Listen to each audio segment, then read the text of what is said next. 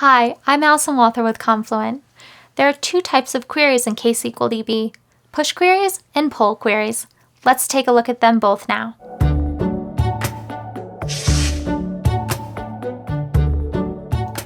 We've already seen how we can create a table from a stream of events, for example, using the aggregations we talked about in the previous lesson.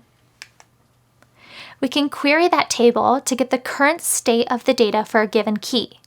The result is returned and the query terminates, much like we'd expect from a relational database. In ksqlDB, this is referred to as a pull query. We can take that same query and add the keywords emit changes, and it becomes a push query.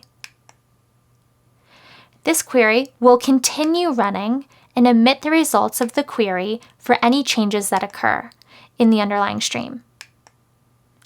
A push query will run until it is deliberately shut down. A table can be created from a stream of events. Think of it as a materialized view.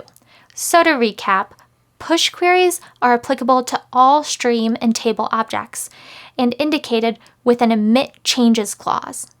Pull queries have some limitations currently. Really, they're only available against tables. So that's it for pull and push queries. We're going to move on to an exercise.